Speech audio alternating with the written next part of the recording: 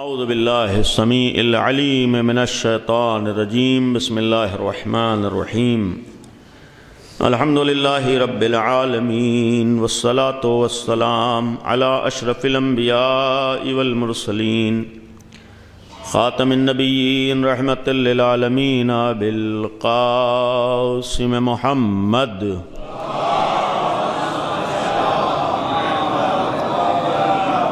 وآلہ الطیبین الطاہرین المعصومین المظلومین لا سیما بقیت اللہ فی الارضین ارواحنا و ارواح العالمین لتراب مقدمہ الفداء ولعنت اللہ علی اعدائہم وغاصب حقوقہم وقاتلیہم اجمعین اما بعد قال اللہ سبحانہ تبارک و تعالی وقولہ الحق بسم اللہ الرحمن الرحیم وبشر الصابرین الذین اذا اصابتهم مصیبہ قالوا انا للہ و انا الیہ راجعون صلوات اللہ۔ ایصال ثواب کی غرض سے سورہ بقرہ کی آیات آپ کے سامنے تلاوت ہوئی۔ انہی آیات کے ذیل میں امتحان و آزمائش اور ابتلا کے حوالے سے کچھ باتیں، اولاً اس نیت سے کہ اس تذکرے کو اللہ اس جوان کے لیے درجات کی بلندی اور مغفرت کا ذریعہ قرار دے، اور دوسرا بالخصوص اعزاء کے لیے، گھر والوں کے لیے، بزرگوں کے لیے اللہ صبر کا ذریعہ قرار دے۔ کچھ باتیں خصوصی طور پر گھر والوں کے لیے ہیں۔ اس موضوع سے متعلق اس سے قبل بھی بعض موقعوں پر گفتگو ہو چکی ہے، لیکن آج اس مناسبت کے مد نظر آپ محسوس بھی کر رہے ہیں اور یہ حقیقت بھی ہے کہ دنیا میں امتحانات بہت سے ہوتے ہیں، لیکن بعض امتحان آسان نہیں ہوتے ہیں۔ بعض امتحانات میں تعزیت پیش کر دینا، تسلیت پیش کر دینا، کلمات تعزیت بیان کر دینا آسان ہوتا ہے، لیکن جو خود امتحان سے گزرتا ہے، جو خود اس منزل سے گزرتا ہے، وہ سمجھ سکتا ہے کہ کتنا عظیم امتحان ہے، کتنا بڑا امتحان ہے۔ یقیناً بہت بڑا امتحان ہے۔ بہت سی روایات میں بھی دیکھیں تو یہ جوان کا غم معمولی غم نہیں ہوتا ہے، اور خاص کر بزرگوں کے لیے، والدین کے لیے، دیگر گھر کے بزرگ افراد کے لیے یہ حقیقت ہے۔ بہرحال کسی حد تک ہمارا بھی رابطہ رہا، ملاقات رہی۔ ایک بہترین نوجوان، بااخلاق جوان، اور یہ بھی ایک حقیقت ہے کہ جتنی سامنے والے میں اچھائیاں ہوتی ہیں اتنی ہی اس کی جدائی انسان کو بے چین کرتی ہے۔ اور یہ حقیقت ہے کہ کبھی کبھی اپنے لیے عرض کروں گا، انسان سوچتا کیا ہے، ہوتا کیا ہے۔ بظاہر احساس یہ ہوتا ہے کہ مثلا یہ نوجوان ہمارے جنازے میں شریک ہوگا اور ہماری آخری مراسم میں شریک ہوگا، لیکن دنیا اسی کا نام ہے کہ اس طرح کے مراحل آتے ہیں اور اس طریقے کے امتحانات سے آدمی کو گزرنا پڑتا ہے۔ ایسی موقعوں پر ہمارا امتحان بھی ہوتا ہے، اور ایسی موقعوں پر ہمیں انہی امتحانات سے گزرنا بھی پڑتا ہے۔ لہذا جو آیات آپ کے سامنے تلاوت کی ہیں، سورہ مبارکہ بقرہ کی آیات ہیں، اس ذیل میں کچھ آیات ہی کی روشنی میں چند باتیں عرض کروں گا۔ اولاً جو آیت ہے، مشہور آیت آپ کے سامنے تلاوت ہوئی، لیکن اس سے قبل کے بھی آیات کا ربط اسی موضوع سے ہے، قابل توجہ ہے انشاءاللہ۔ عرض کیا کہ اس نیت سے یہ تذکرہ ہے، گفتگو ہے کہ مرحوم کے لیے مغفرت بھی ہو جائے اور پسماندگان کے لیے صبر اور اجر بھی ہو جائے۔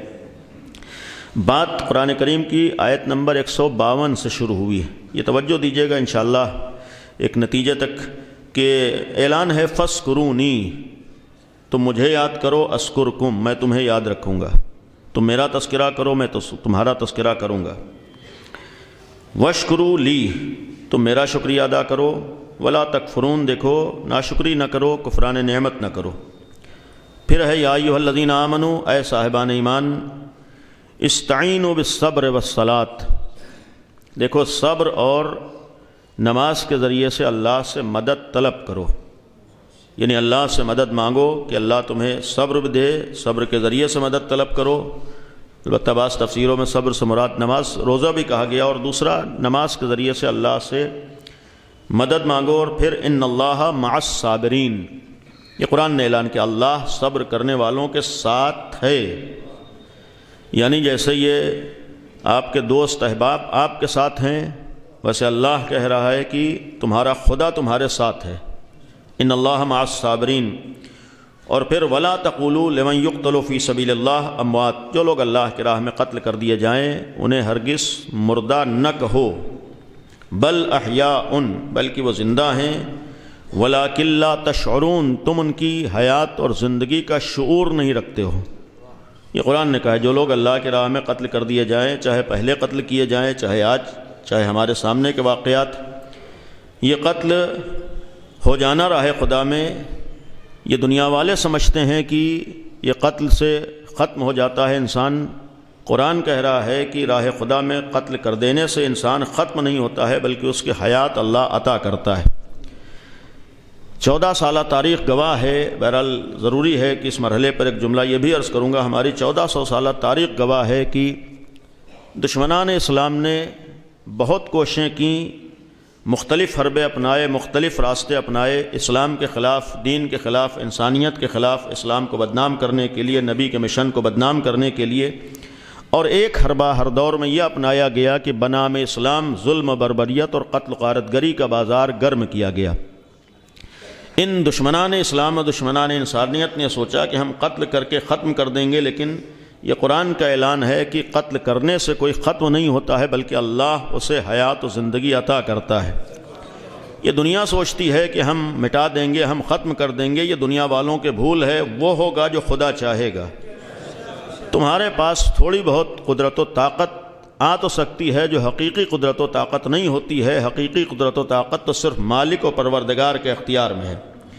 یہ اس نے تمہیں اس لیے قدرت و طاقت دی ہے کہ اس کا استعمال انسانیت کے لیے کرو۔ تم اس بات کو بھول جاتے ہو کہ اسی قدرت و طاقت کا استعمال تم انسانیت کے خلاف کرتے ہو، اور اس سے بڑا المیہ تو اس وقت آتا ہے جب اسی قدرت و طاقت کا استعمال اس دین کے نام پر ہو رہا ہو جو دنیا میں ظلم و بربریت کے خاتمے ہی کے لیے آیا ہے۔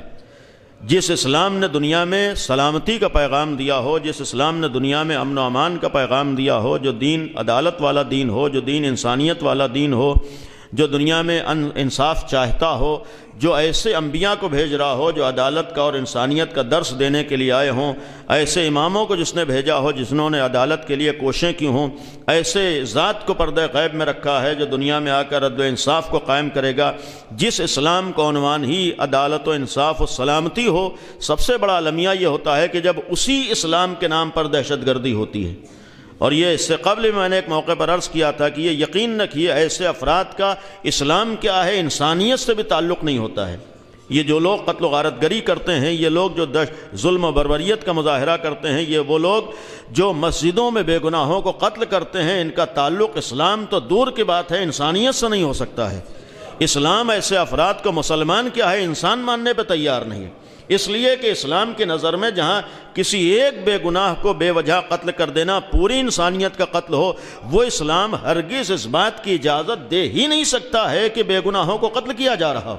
اور یہی 1200 سالہ تاریخ موجود ہے کہ ایسے عناصر نے، بعض بہرحال بہکائے ہوئے نوجوان ہوتے ہیں، بعض دوسروں کے ہاتھوں استعمال ہوئے افراد ہوتے ہیں جو یہ بھول جاتے ہیں کہ وہ اسلام کے نام پر سب سے بڑا جرم کر رہے ہیں۔ اسلام نے ذرہ برابر جس ظلم کو گوارا نہیں کیا ہے، اسلام نے ذرہ برابر ناانصافی کو گوارا نہیں کیا ہے، اسلام اپنے نام سے سلامتی کا پیغام دے رہا ہے۔ لہذا یہی قابل افسوس ہوتا ہے، اور بالخصوص ہمارے پڑوسی ملک میں جہاں آئے دن اس طریقے کے واقعات ہوتے رہتے ہیں جو ہر ایک کی نظر میں قابل مذمت ہونا چاہیے۔ اور یہ یقین رکھیے کہ جب لوگ ایسے مظالم کو دیکھ کر، ایسے جرائم کو دیکھ کر سکوت و خاموشی اختیار کرتے ہیں، تبھی ایسے عناصر کو موقع ملتا ہے ظلم و بربریت کرنے کا۔ لہذا ایسے موقع پر ذمہ داری ہوتی ہے، جہاں ہر جگہ ہر موقع پر فتوے آتے ہیں، وہاں ایسے مظالم کی بھی، ایسے جرائم کی بھی علل اعلان مذمت ہونا چاہیے کہ ایسے معاملات کا تعلق اسلام سے نہیں ہو سکتا ہے۔ یہ عمل انجام دینے والے اسلام کیا ہے مسلمان نہیں ہو سکتے ہیں، انسان نہیں ہو سکتے ہیں، یعنی اسلام ایسے افراد کو ہرگز انسان ماننے پہ تیار نہیں ہے۔ لہذا جو ابھی جمعے کو واقعہ ہوا ہے ہر اعتبار سے قابل مذمت ہے، جتنی ایسے واقعات کی مذمت کی جائے کم ہے، اور ایسے افراد کے تار جہاں سے جڑے ہوتے ہیں ان کی افراد کی بھی مذمت ہونا چاہیے، اس لیے کہ یہ چند ٹکوں میں بکے ہوئے افراد ہوتے ہیں جو یہ کارنامے انجام دیتے ہیں، لیکن ان کے پیچھے کچھ طاقتیں ہوتی ہیں جو ایسے افراد کو استعمال کیا کرتی ہیں۔ لہذا ہمیں اس سے بھی غافل نہ ہونا چاہیے کہ اس کے پیچھے کوئی نہ کوئی مشن ہوتا ہے، اس کے پیچھے کوئی نہ کوئی مقصد ہوتا ہے، لیکن جو قرآن نے کہا ہے کہ یہ ان کی بھول ہوتی ہے کہ قتل کر کے ہم ختم کر دیں گے۔ یہ جملہ کسی کہا تھا کہ جب کربلا میں قتل کر کے ختم نہ کر سکے تو اس طریقے کے واقعات سے خاتمہ نہیں ہوتا ہے، بلکہ یہی واقعات اور زیادہ حیات اور برکت کا سبب بن جایا کرتے ہیں۔ لہذا قرآن نے کہا ولا جو لوگ قتل کر دیا جائیں ہرگز انہیں تم مردہ گمان نہ کرو، انہیں نہ سوچو نہ کہو، بلکہ بل احیاء وہ زندہ ہیں، تم ان کی زندگی کا شعور نہیں رکھتے ہو، تمہیں نہیں معلوم ہے کہ اللہ نے کس طریقے سے۔ اب اس کے بعد سے یہ جملہ قابل توجہ ہے وَلَنَبْلُوَنَّكُمْ، اب غور کیجئے گا، قرآن کہہ رہا ہے، قرآن کے الفاظ ہیں وَلَنَبْلُوَنَّكُمْ بِشَيْءٍ مِّنَ الْخَوْفِ وَالْجُوعِ وَنَقْصٍ مِّنَ الْأَمْوَالِ، ہم ضرور بالضرور تم کو آزمائیں گے۔ قرآن کہہ رہا ہے ہم ضرور بالضرور تمہارا امتحان لیں گے، یہ قرآن کے الفاظ ہیں، ہم ضرور بالضرور تمہیں آزمائیں گے۔ کن چیزوں سے؟ اب یہ من الخوف والجوع، خوف سے، بھوک سے، نقص من الاموال، مال کی کمی سے، والانفس، جانوں سے، اور والثمرات، پھلوں سے، وبشر الصابرین، اب یہ صابرین یعنی صبر کرنے والوں کو بشارت دے دو، خوشخبری دے دو، الذین اصابتہم مصیبہ، جب بھی ان کے سامنے کوئی مصیبت آتی ہے، کوئی امتحان آتا ہے، قالو، ان کی زبان پہ یہ جملہ آتا ہے انا للہ، ہم سب اللہ کی ملکیت ہیں، وَإِنَّا إِلَيْهِ رَاجِعُونَ، ہر چیز کو اپنے مالک کے پاس واپس جانا ہے۔ کائنات کی ہر شے اس کی ملکیت ہے اور ہر ملکیت کو اس کے پاس واپس ہونا ہے۔ اولئک علیہم صلوات، یہی وہ لوگ ہیں جو اس منزل سے اگر گزر جائیں تو پھر اللہ کی جانب سے ان کے لیے رحمتیں ہیں، اللہ کی جانب سے ان لوگوں کے لیے رحمتیں ہیں، من ربہم، اپنے رب کی طرف سے، رحمہ، صرف رحمتیں نہیں ہیں بلکہ اللہ کی جانب سے صلوات بھی ہے اور رحمتیں بھی ہیں۔ اولئک هم المہتدون، اور یہی لوگ ہدایت یافتہ ہیں۔ اب اس کے بعد ہے ان الصفا والمروہ، بعد کی آیات ہیں، لیکن اس ذیل میں اگر ہم غور کریں، قرآن نے جو ہمارے سامنے ایک معیار پیش کیا ہے ایک آیت کی روشنی میں، کہ قرآن کے اگر ہم معیارات کو دیکھیں، اولاً اتنا مسلم ہے کہ قرآن یہ کہتا ہے آزمائش و امتحان یہ انسانی فطرت ہے، گویا امتحان و آزمائش سے ہر انسان کو گزرنا ہے، یہ غور کیجئے گا، یعنی ہر انسان کو، اور بالخصوص جو صاحبان ایمان ہیں انہیں امتحان دینا ہے۔ قرآن کے الفاظ ہیں، سورہ مبارکہ عنکبوت کی آیات ہیں ابتدائی، کہ احسب الناس ان یترکوا ان یقولوا آمنا وہم لا یفتنون، کیا لوگوں نے یہ سوچ رکھا ہے کہ صرف یہ کہہ کے وہ بچ جائیں گے کہ ہم ایمان لے آئے اور انہیں امتحان نہیں دینا پڑے گا؟ یہ غور کیجئے گا، قرآن کہہ رہا ہے کہ احسب الناس ان یقولوا آمنا وہم لا یفتنون، کیا لوگوں نے یہ سوچ رکھا ہے کہ صرف یہ کہہ کے بچ جائیں گے کہ ہم مومن ہو گئے، ایمان لے اور انہیں امتحان نہیں دینا پڑے؟ اس کے معنی یہ کہ قرآن نے سوال کے انداز میں جواب دیا، جو بھی صاحب ایمان ہے اسے امتحان دینا پڑے گا۔ اب بہرحال ابھی ہمارے سامنے نفیس بھائی کا ایک جملہ تھا، ہر باپ بے چین ہو جاتا ہے اور اس طریقے کے مناظر، اس طریقے کے واقعات میں تحمل کر لینا آسان نہیں ہوتا ہے، لیکن یہ آیت اس بات کا بھی پیغام ہے۔ قرآن نے کہا ہے کہ مومن ہو تو امتحان دینا پڑے گا۔ اس کے ایک معنی یہ ہے کہ جتنا ایمان کا درجہ بڑھے گا اتنا امتحان بھی سخت ہوگا۔ ایک صلوات پڑھ دی بر محمد و آل محمد، آگے تشریح عمل ہے۔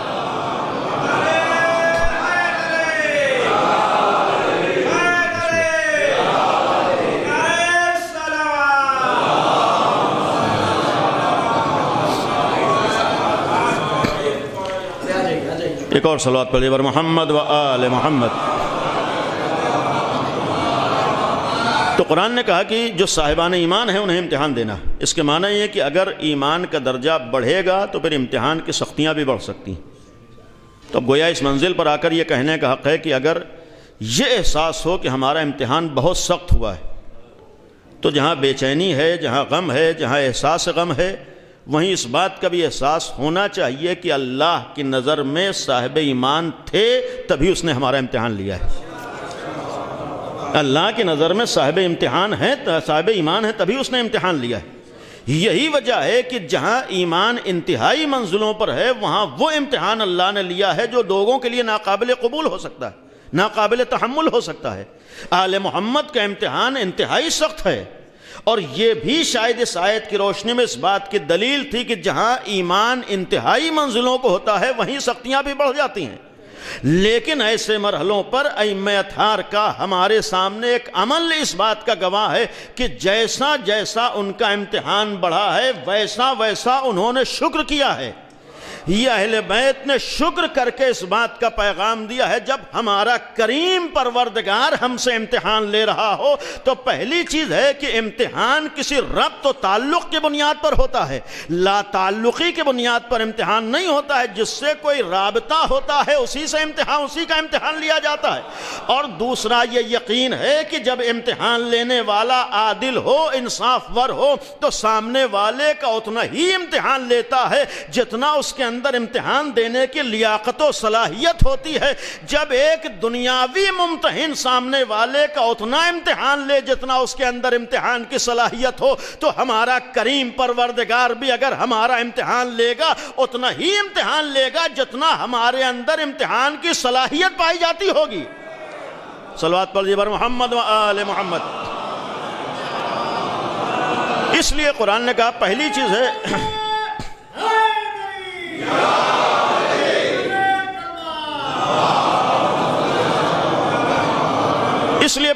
ہے کہ امتحان ہونا ہے اور ہر ایک کو امتحان سے گزرنا ہے۔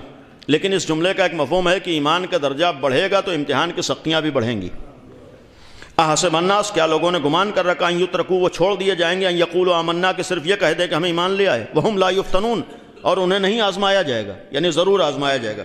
اور وَلَقَدْ فَتَنَّا الَّذِينَ مِن قَبْلِهِمْ، یہ نہ سوچے صرف تمہارا ہم نے امتحان لیا ہے، تم سے پہلے والوں کا بھی ہم نے امتحان لیا ہے۔ جو قرآن کہہ رہا ہے کہ ہم نے تم سے پہلے والوں کا بھی امتحان، تو پہلی چیز ہے کہ یہ امتحان قانون الہی ہے، فطرت الہی ہے، انسانی فطرت ہے کہ امتحان ہونا۔ دوسری چیز ہے کہ جن جن چیزوں سے امتحان لیا جائے، جو ابھی آیت میں نے آپ کے سامنے عرض کی تھی، وَلَنَبْلُوَنَّكُمْ، ہم ضرور بے ضرور آزمائیں گے۔ کن چیزوں کا امتحان لیں گے؟ خود قرآن نے کہا ہے بِشَيْءٍ مِّنَ الْخَوْفِ، ہو سکتا ہے تھوڑا بہت خوف ہو، اس کے ذریعے سے امتحان ہو رہا ہو، والجوع، ہو سکتا ہے بھوک کے ذریعے سے امتحان ہو، ونقص من الاموال، مال کی کمی سے بھی امتحان ہو سکتا ہے، والانفس، جانوں کے ذریعے سے بھی امتحان ہوتا ہے، والثمرات، اور پھلوں کے ذریعے سے۔ البتہ یہاں پھلوں کا ترجمہ اکثر مفسرین نے کیا ہے، لیکن علامہ طباطبائی کا جملہ ہے کہ یہاں ثمرات سے مراد اولاد ہوتی ہے، یعنی یہاں جو ثمرات سے امتحان لیا گیا ہے وہاں سے مراد اولاد ہے، کہ اللہ اولاد کے ذریعے بھی امتحان لے گا، ہو سکتا ہے امتحان ہو۔ اب امتحان کی نوعیتیں الگ الگ ہو سکتی ہیں۔ دوسری جگہ قرآن نے کہا وَاعْلَمُوا أَنَّمَا أَمْوَالَكُمْ وَأَوْلَادُكُمْ فِتْنَةٌ، تمہیں معلوم ہونا چاہیے کہ مال اور اولاد آزمائش کا ذریعہ ہوتی ہے۔ ایک صلوات پڑھ دیجیے بر محمد و آل محمد، کہ مال و اولاد بھی آزمائش کا ذریعہ ہے، یہ خود قرآن کہہ رہا ہے۔ اب آزمائش کیسے ہوگی ہم کو نہیں معلوم۔ تیسری چیز ہے کہ موت و حیات بھی قرآن نے کہا ہے کہ آزمائش کا ذریعہ ہے، یعنی موت اور زندگی یہ دونوں امتحان کے لیے۔ خود سورہ ملک کی جو آیت ہے کہ الذی خلق الموت والحیات، اللہ نے تمہارے لیے موت و حیات کو پیدا کیا ہے۔ کس لیے پیدا کیا ہے؟ لیبلوکم، تاکہ وہ تمہارا امتحان لے، تمہیں آزمائے۔ کس چیز کے امتحان ہے؟ آیا اس بات کا امتحان ہے کہ ہم اللہ کے فیصلے کو مانتے ہیں؟ آیا اس بات کا امتحان ہے کہ ہمیں موت پر عقیدہ ہے؟ آیا اس بات کا امتحان ہے کہ ہر ایک کو موت آنا؟ نہیں، قرآن نے کہا ہے کہ خلق الموت والحیات لیبلوکم ایکم احسن عملا۔ ہم امتحان تمہارے ایمان و عقیدے کا نہیں لے رہے ہیں، ہم امتحان تمہارے عمل کا لے رہے ہیں، اور صرف عمل نہیں بلکہ ہم تو احسن عمل کا امتحان لینے کے لیے موت کو خلق کر رہے ہیں۔ یعنی قرآن کہہ رہا ہے کہ موت اس لیے ہے، موت کے ذریعے بھی امتحان ہوگا اور عمل کا امتحان ہوگا، احسن عمل ہے۔ دوسری جگہ قرآن نے کہا کہ الذی خلق الموت والحیات، لیکن ایک اور جگہ ہے کہ موت تو حتمی ہے، موت یقینی ہے۔ یہیں پر ایک جملہ یہ بھی عرض کر دوں کہ جب اللہ نے کہا کہ ہم نے خلق کیا ہے، تو میں نے اس سے قبل بھی کسی موقع پر عرض کیا تھا کہ ہم لوگوں کو اتنا یقین کرنا پڑے گا کہ ہمارا کریم پروردگار ہمارے لیے کوئی نامناسب چیز خلق کر ہی نہیں سکتا ہے۔ ہمارا خدا ہمارے لیے کوئی نامناسب چیز خلق نہیں کر سکتا ہے۔ تو اگر اللہ نے موت کو ہمارے لیے خلق کیا ہے، اگر اللہ کی مخلوق موت ہے، تو یہ تو ماننا پڑے گا کہ موت کسی بھی عنوان سے نامناسب بھی نہیں ہو سکتی۔ ہم کو موت کی حقیقت کا علم نہیں ہوتا ہے، لہذا یہ بھی جملہ عرض کرتا چلوں کہ ہمارے ہاں موت کے اوپر غم نہیں ہوتا ہے، جدائی کے اوپر غم ہوتا ہے۔ یہ توجہ دیجئے گا، یعنی ہم لوگ موت کے اوپر غم نہیں مناتے ہیں، جدائی کے اوپر غم مناتے ہیں۔ اور جدائی کے اوپر غم زدہ ہونا تو انسانی فطرت ہے، اور ہمارا دین اسلام چونکہ فطرت والا دین ہے، لہذا اسلام فطرت کی مخالفت نہیں کرتا ہے، بلکہ اور زیادہ تاکید کرتا ہے کہ ایسے موقعوں پر غم مناؤ تاکہ معلوم ہو کہ تمہارے اندر انسانی فطرت پائی جا رہی ہے۔ اپنے عزیز کے بچھڑنے پر غم زدہ ہو تاکہ پتہ چلے کہ تمہاری انسانیت باقی ہے۔ غم مناؤ تاکہ فطرت انسانی کا مظاہرہ کر سکو۔ تو اللہ کی مخلوق ہے موت، لہذا موت بری نہیں ہے، مخلوق خدا بری نہیں ہو سکتی۔ تیسری چیز ہے جو قرآن نے کہا کہ موت حتمی ہے، یقینی ہے، جس کے لیے کل نفس ذائقۃ الموت، ہر نفس کو موت کا ذائقہ چکھنا ہے۔ یہیں پر ایک بات اس سے پہلے بھی پڑھ چکا ہوں، لیکن جب بات آئی کہ ہر نفس کو موت کا ذائقہ چکھنا ہے، قرآن نے اس آسان الفاظ میں موت کی حقیقت کو بیان کر دیا ہے کہ اگر ہم تھوڑا توجہ دے لیں تو بات ہمارے لیے واضح ہے۔ موت کو ہر آدمی کو چکھنا ہے، اور یہ تو بچہ بھی جانتا ہے کہ اگر کوئی چیز چکھی جاتی ہے تو جس چیز کو چکھا جائے وہ ختم ہوتی ہے، چکھنے والا ختم نہیں ہوتا ہے۔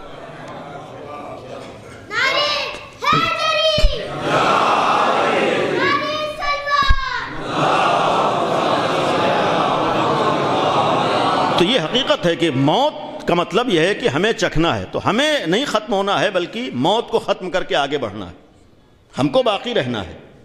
کل نفس ذائقۃ الموت، ہم سب کو موت کو چکھنا ہے اور موت کو چکھ کے آگے بڑھنا ہے۔ یعنی موت ختم ہوگی، اسی لیے ہمارے ہاں موت کے لیے توفیٰ کا لفظ قرآن میں استعمال ہے۔ اس کے معنی مکمل طور پر کسی چیز کو اپنے اختیار میں لینا۔ تو اس کے معنی یہ نہیں ہے کہ موت کا مطلب ہم ختم ہو گئے۔ یہ ہمارے ہاں ایک لفظ معمولاً اس ملک میں ہم لوگ استعمال کرتے ہیں کہ فلاں ختم ہو گیا، تو یہ ہمارے اسلامی نقطہ نظر سے موت کے لیے لفظ غلط ہے۔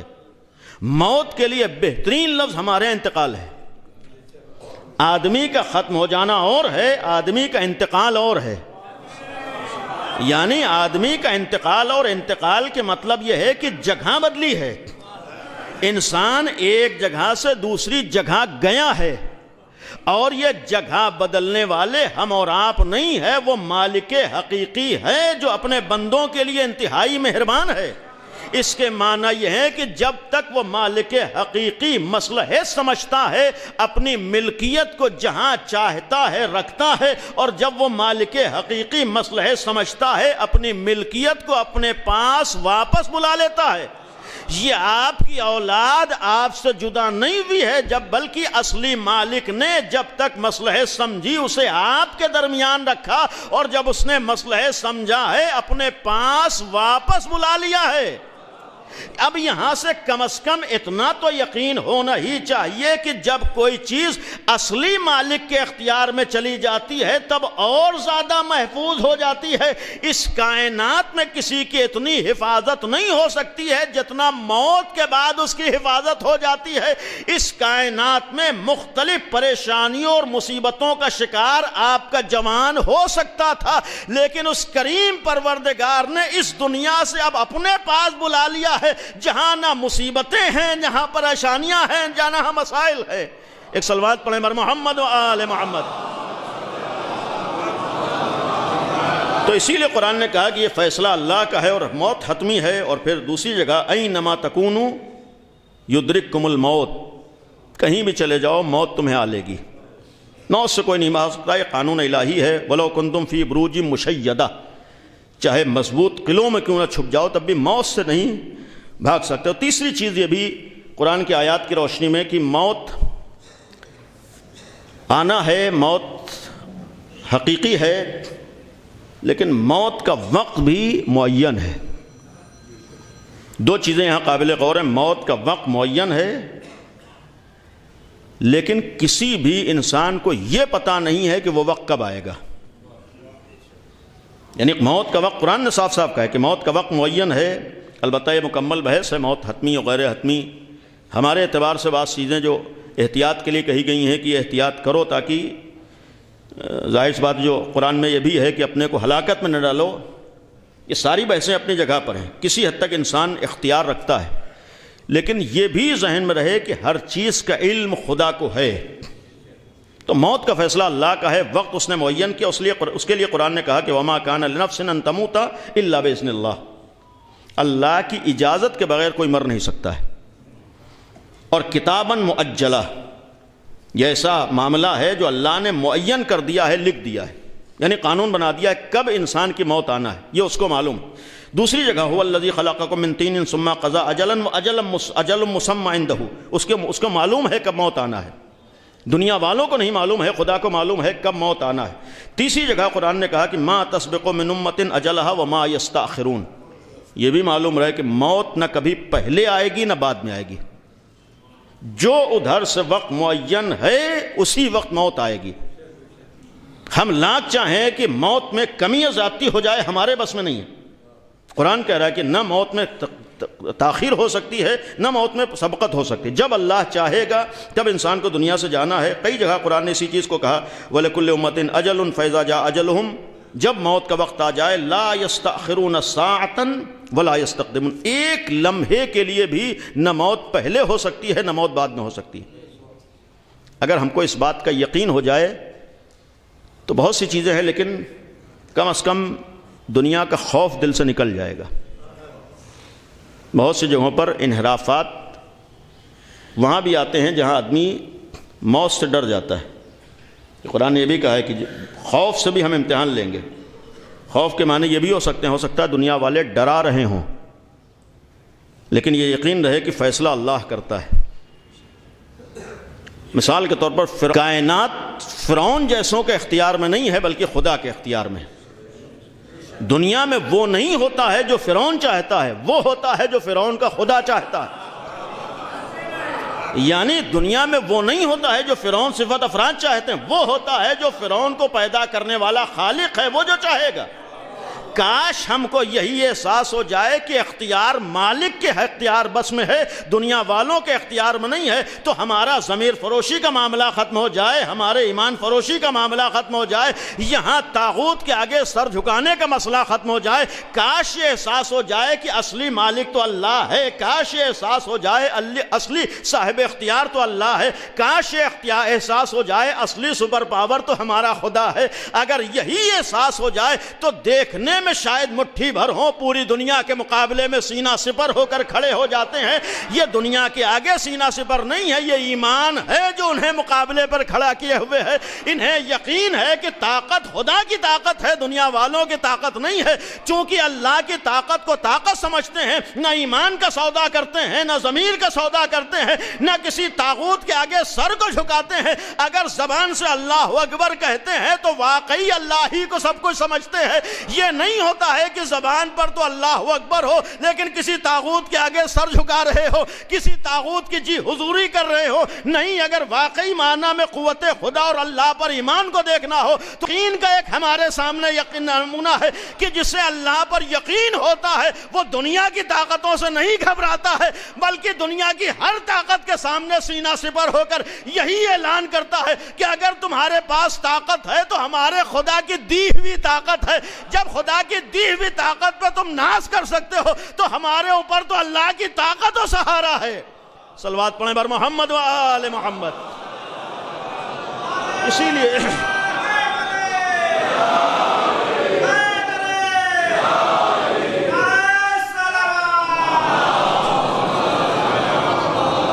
تو موت بہرحال آنا ہے، کوئی کسی کو نہیں پتا ہے، نہ ایک لمحہ۔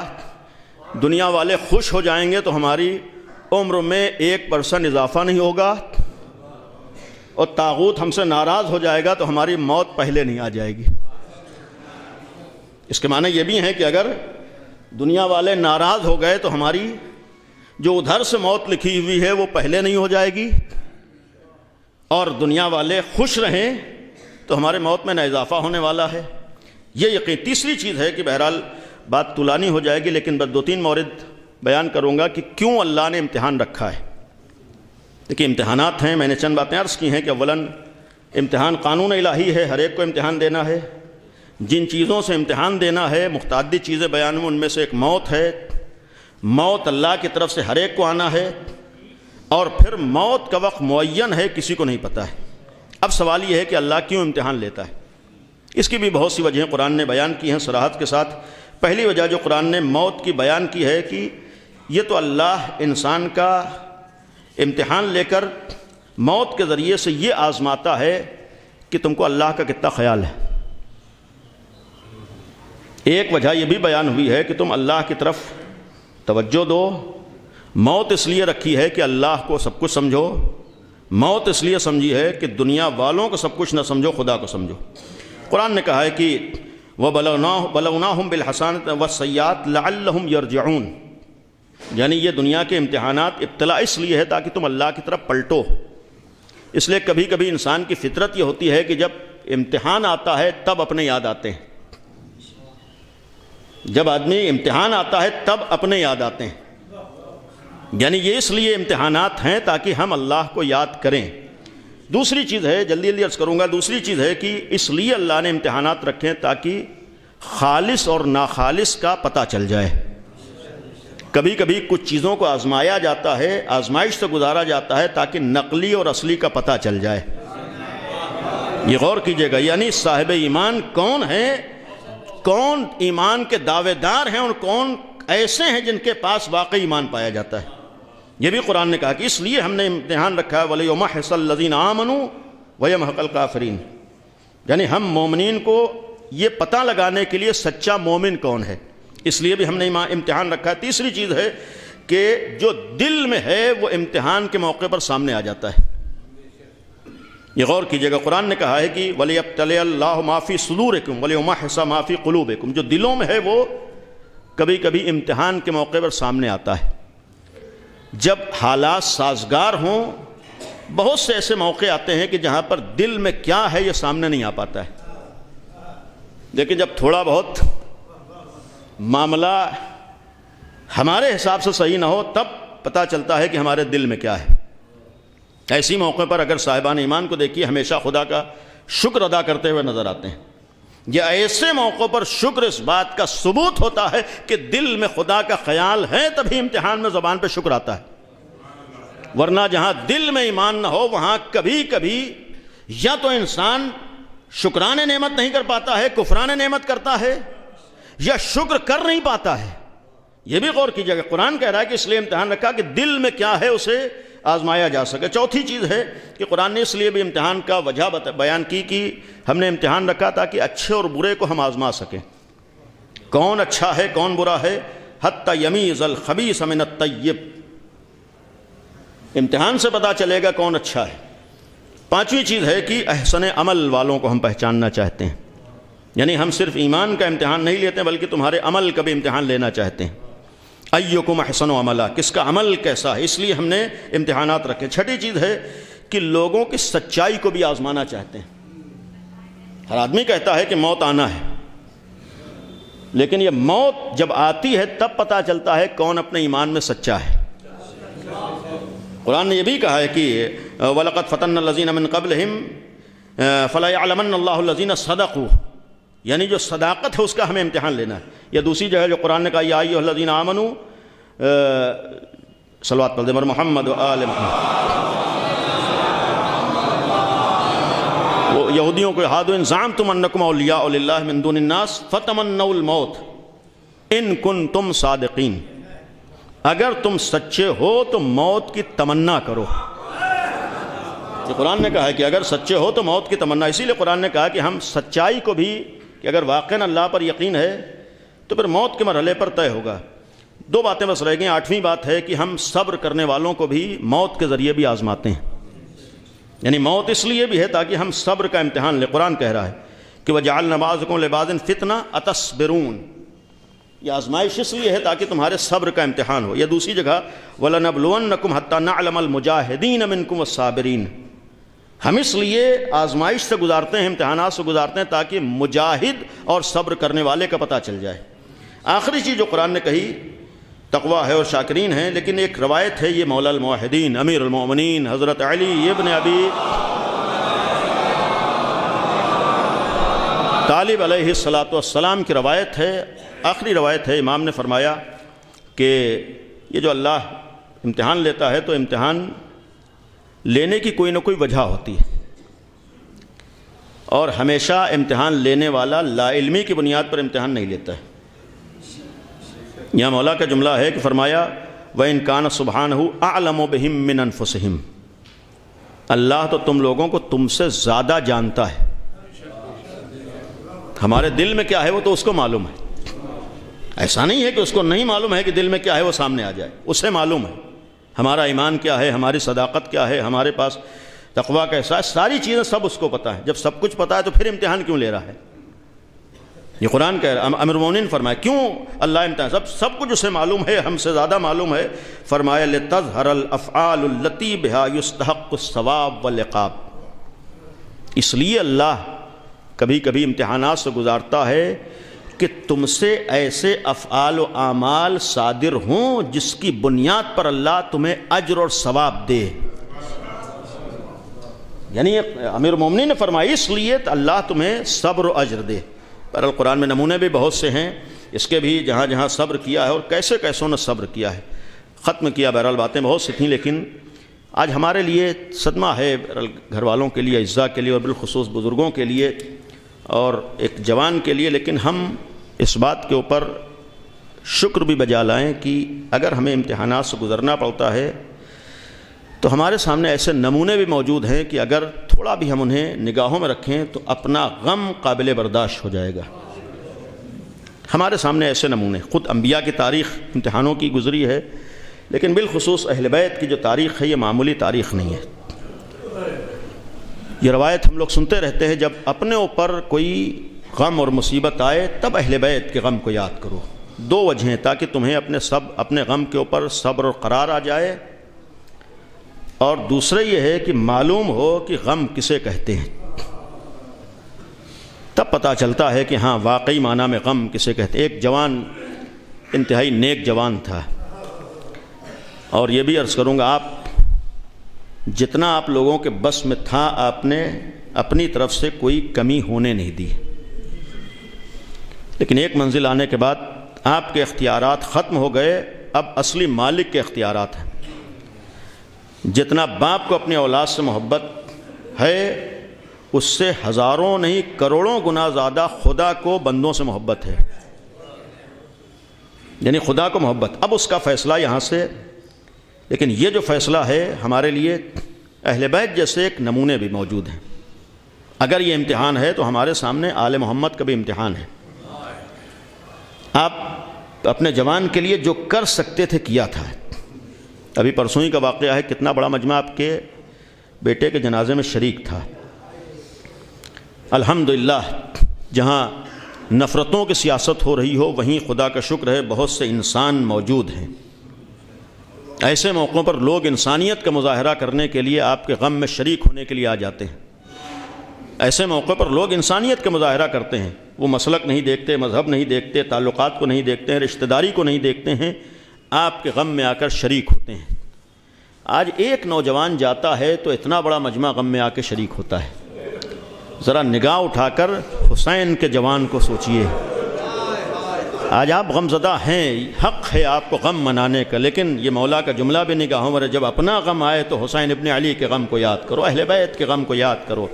آج پورا بھرا گھر ہے، اعزاء موجود ہیں، رشتہ دار موجود ہیں، بزرگ موجود ہیں، احباب موجود ہیں، گلے سے لگانے والے موجود ہیں۔ عزیزو، جس وقت آپ کا نوجوان دنیا سے گیا کتنے لوگوں نے آپ کو آ کر گلے لگایا ہے، لیکن ذرا انصاف سے بتائیے، جب حسین کا 18 سال کا جوان دنیا سے گیا ہے، گلے لگانا دور کی بات ہے، کسی ایک نے بھی آ کر کلمہ تعزیت کہا ہو؟ یعنی محسوس کیجئے آج آپ غمزدہ ہیں، حق ہے آپ کو غم منانے کے، لیکن اب عبداللہ الحسین کے دل سے پوچھئے کہ جوان کا غم کسے کہتے ہیں؟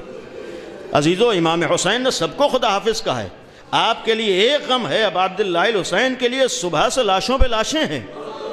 جس وقت 18 سال کے جوان کو اجازت دی ہے، ابھی کچھ دیر پہلے برابر کے بھائی کا جنازہ اٹھا چکے ہیں۔ مولا حسین کے لیے کیا عباس جیسے بھائی کی شہادت معمولی غم تھی؟ کیا مولا حسین کے لیے عباس جیسے بھائی کا چلا جانا معمولی امتحان تھا؟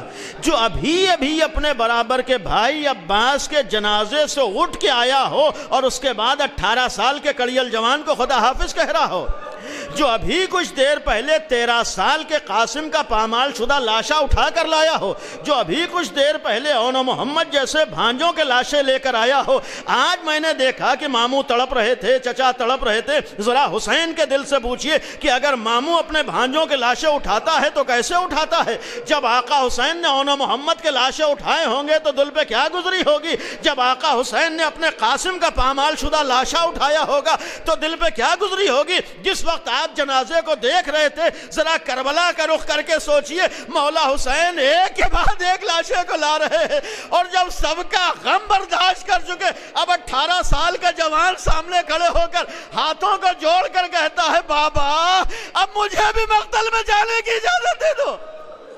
مولا حسین اپنے لال کو کیسے مقتل میں جانے کی اجازت دے؟ انسانی احساسات بھی ہیں، ایک باپ بھی مولا حسین ہے، امتحان دینا ہے، امام وقت ہیں، انسانی احساسات کے ساتھ ہیں، ایک باپ کا دل بھی حسین کے پاس ہے۔ عزیزو جب بیٹا آ کر سامنے کھڑا ہو گیا، کیسے باپ الوداع کہے؟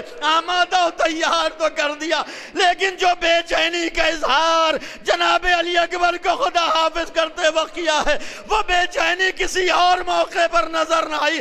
جیسے ہی خدا حافظ کہا، ہاتھوں کو اٹھا دیا، اللہم اے پروردگار، اب وہ جوان جا رہا ہے جو میرے نبی کے مشابہ تھا۔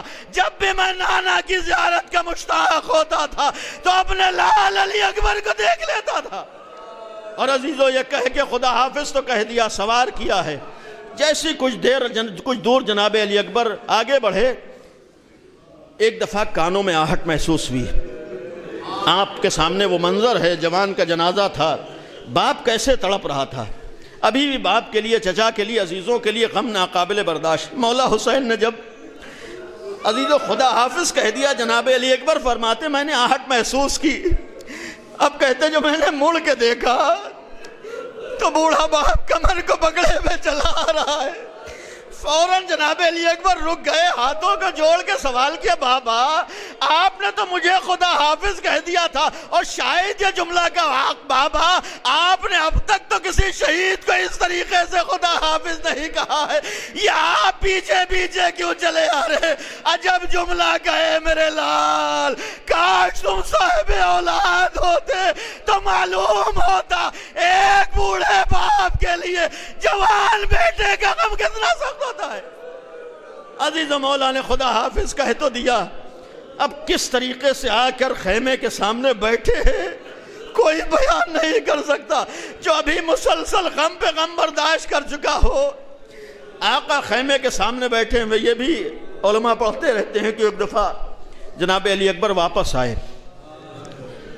آپ محسوس کیجئے، اگر آپ کا بیٹا کسی بات کا مطالبہ کرے اور آپ سے کچھ مانگے،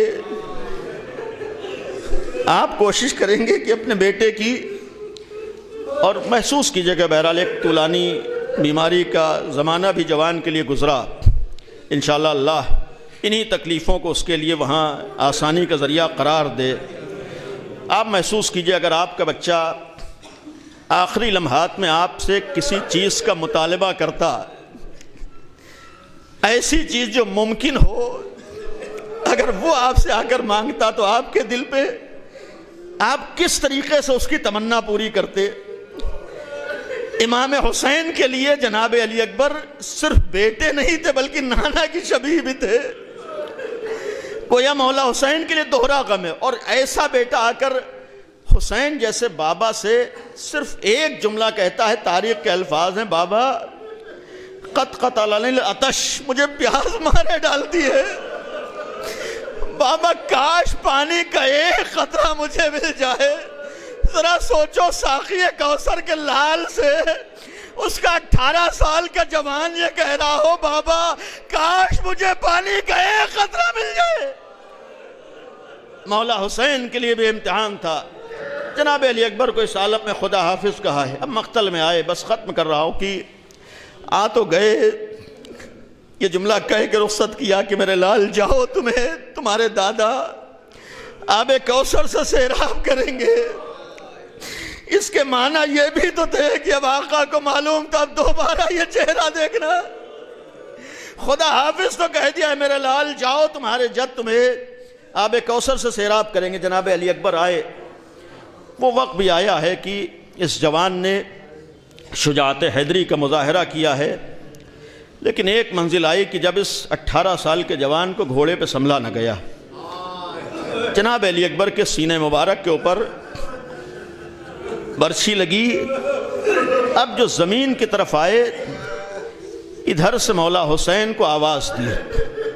مشہور یہ ہے کہ جس وقت جناب علی اکبر نے آواز دی، یہ الفاظ کہتے بابا میرا آخری سلام قبول کرو، میرا آخری سلام قبول کر۔ اس کی وجہ جو علماء نے بیان کی کہ جناب علی اکبر نے اس لیے یہیں سے سلام آخر کیا کہ چونکہ جانتے تھے کہ اب تک اگر کسی نے مدد کے لیے پکارا ہے، میرا بابا مقتل میں آیا ہے، تو اگر کوئی نہیں تھا کم از کم میں بابا کے ساتھ ہوتا تھا،